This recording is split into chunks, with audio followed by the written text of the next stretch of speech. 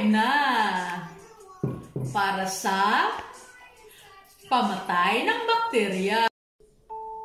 Magawa tayo ng pasta na pagkain. Ayan, sa panahon ngayon, kailangan nating i-estimate yung ating lulutuin lang. Good for 2 adults and 2 children. One ang 10 years old at saka isang 2 years old. Kaya ating estimate lang yung ating pagkain na good lang talaga sa 2 person na adults. Pakuluan natin, palambutin. Nilagyan ko ng asin. Ayan, habang pinapalambot natin yung ating pasta ay maggagawa ako ng apple mousse. Akin siyang i-slice. Ganon lang siya kalaki na pag-slice. Ayan, i-slice ko muna lahat. Ang ating apple mousse ay lagyan natin ng twist, lagyan ng luya. Ayan. Ang skin ng luya ay aking i-apart at saka i-cook ko ito mamaya gagawing tea. Ayan. Mas mas healthy na tea dahil fresh siya na luya. Ito na yung luya bits na ilagay natin sa ating apple mousse. Ilagay na natin. Dahil sa panahon natin ngayon na masyadong masilan tayo ngayon dahil sa virus. Ayan, maglagay tayo ng mga fight sa mga virus na mag-protect sa ating katawan. Ayan. Yung apple mousse ko na may twist na luya. Ayan, kumukulo na rin yung ating luya na pinakuluan sa tubig. Ang alam ko lang tea. Kaya, ayan. Kailangan talaga ngayon sa panahon ngayon, kailangan magtipid at mag-isip kung anong gagawin sa mga bagay na dapat more ang magamit sa isang bagay. Huwag magsayang ng mga pagkain. Ito yung aking pangsahog sa aking pasta na gagawin. Hindi ko alam kung gagawin ko bang basta ang paggawa ko nito ipapakita ko mamaya. Tomato yung ilagay. Siguro lagyan ko mamaya ng ketchup mayonnaise at saka yung fry. Ang tawag dito fry, pero ewan ko kung ano to sa Pilipinas. Yung sa sibuyas, pero mga malalaki kasi ito eh. Tapos, kailangan talagang magtipid. Yung 1 kilo ng ground pork ay hinati ko sa 4. Bali, 250 gram lang ang kailangan kong gamitin dahil yung the rest ipin-reserve ko for the next 3 meals. Again,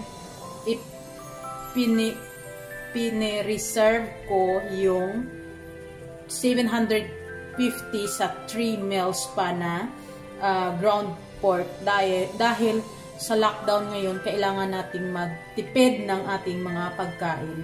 Kaya, ayan, ito lang yung ground pork na gagamitin natin sa ating pasta, sa ating dinner mamaya. Ayan siya. Kunti lang dahil 4 lang naman kami dito. Kaya, kailangan talagang mag-isip kung paano ikasyahin yung ating mga pagkain dahil hindi natin alam kung hanggang kailan yung ating lockdown sa whole world. At saka, saan tayo kukuha ng pagkain kung wala tayong mabibilhan. Kaya, kailangan talagang magtipid. Ito na yung apple mousse natin. Dahil pati panit ay isinali ko, kaya napaisip ko na i-blender. Dahil ang apple mousse naman, kinuha na nila ng panit. Ako kasi, sinasama ko yung panit kasi doon yung vitamins na kadikit sa panit. Kaya i-blender ko siya dahil mayroon tayong luya, yung mga bata baka hindi nila kainin pag buo pa yung luya. Kaya i-blender natin. I-blender na natin.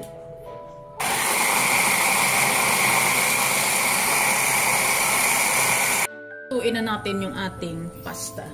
Nilagyan ko na siya ng olive oil. Tapos ilagay natin yung ating garlic.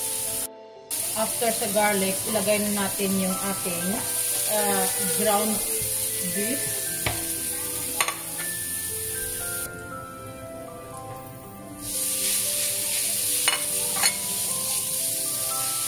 Lagyan natin ng pepper. Dahil fan ako ng ketchup manis talaga, lalagyan ko siya ng konting ketchup manis. Ilagay natin yung ating sibuyas na dahon. Palutuin ko muna.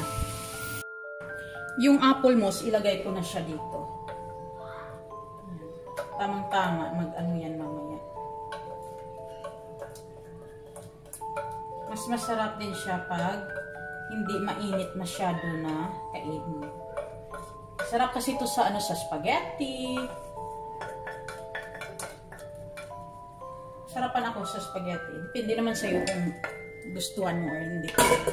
Tapos lagyan natin ng kanil. Kunting kanil sa taas. Kasi healthy din tong kanil eh. Kung wala kang kanil, ibang mga herbs na available lang sa Pilipinas. Wala ka namang choice. Either lagyan mo ng ibang, ayan siya. Ayan na yung yung itsura niya. Now, ilagay ko na yung aking pasta sa dito. Bakit ko siya ilagay dito? Dahil para hindi siya agad para hindi siya agad lalamig. Ayan. Kasi minsan pa sila. Mostly nilalagay ko agad sa pinggan at saka kailangan yung mga tao na kakain nasa table na. Pero ngayon, parang pa yung iba, kaya ilagay ko siya sa may cover na lagayan natin ng pagkain. Ayan.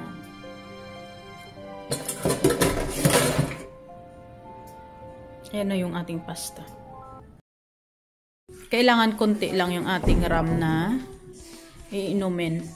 Pang pang patay ng mga germs sa ating lalamunan before kumain. After dinner,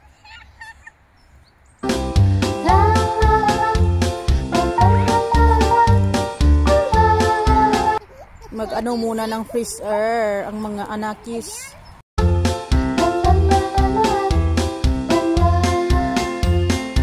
No, we will not eat dried leaves. Let's go. Flying kiss. Wow.